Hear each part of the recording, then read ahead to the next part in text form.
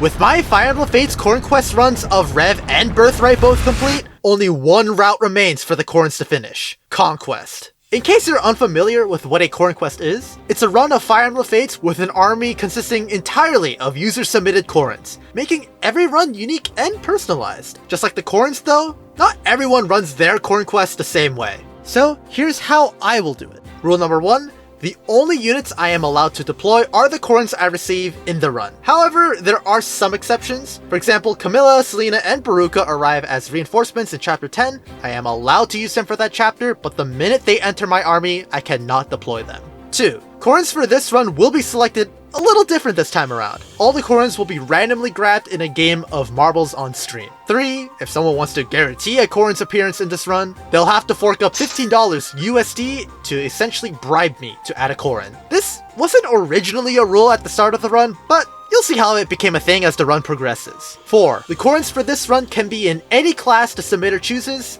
and may also have 2 of any skill in the game, regardless if it's a player skill or an enemy-only skill. So technically, you could have self-destruct as a skill, but of course, as skill is non-functional on a player unit, you get the idea. 5. While this isn't an Iron Man run, this isn't a deathless run either. If a Corrin dies, I can choose whether or not I want to reset to save them or not, but there will be points where, for the sake of time, I will choose to eliminate them. Or times where chat really wants them dead? That said, in order for us to start this run, we need Corrins, and lots of them. But who will lead the charge? Allow me to introduce the latest model of the LunarDave Magic Luck Boonbane Samurai line, Kine. There are of course a few reasons why I go for this build. Magic Luck Boonbane allows me to get an early boost to Dragonstone damage, and Luck is one of the most easiest to fix stats in Fates, so it's a safe dump.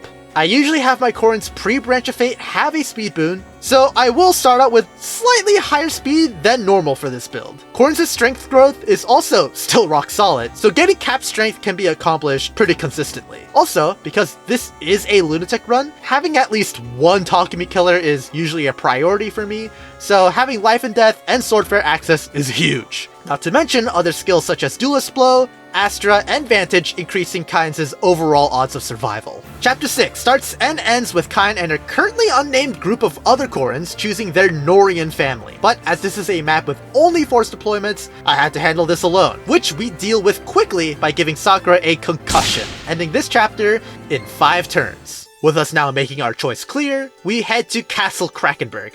However, us Corrins are subject to Garen's paranoia, leading him to believe we may have been reverse brainwashed by the Hoshidans, and thus ordering our executions. But thanks to the protests of our siblings, and Garen going "fuck it, we ball," and letting God decide, he decides Kine and the army of Corrins behind her are more useful alive than dead. So to test her loyalty, Garen sends Kine to stop the rising Ice Tribe rebellion all on her own. Following Garen's orders, Kine ventures to the Ice Tribe alone, but gets trapped in the Woods of Forlorn as Faceless completely surround her. Thankfully, Jacob and other force deployed units show up to rescue Kine. Jacob informs Kine that the rest of her Corrins became distracted by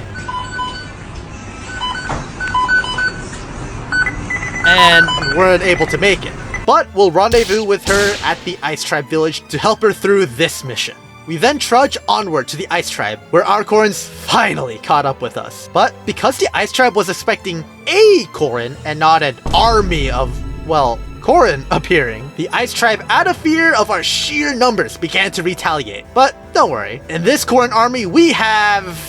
yeah, who are these Corrins? After allowing the Marbles of Fates to select our Corrins, our army now consists of Carlisle, the magical swordmaster from Mindori, with Awakening and Magic Taker. Seliph, who was eradicated for being a man. Mist, our only staff unit as a Shrine Maiden, with Soul and Shell from Septi. Kiki, the Dark Mage from Irene, with Heartseeker and Savage Blow. Mayonnaise, the fighter from Jader, with Quixotic and Counter. Scarlet, the Wyvern Rider from Andromeda, with Savage Blow and Awakening. And lastly, Red, the Apothecary from Blug, with Certain Blow and Bowfair. We begin Chapter 8 by immediately focusing on trying to secure the far left village, as we wanted to secure the 10k gold reward for visiting 3 villages in this map. However, I forgot that Flora had a free staff, causing Scarlet to get frozen on her way to the village, resulting in her death on the next turn.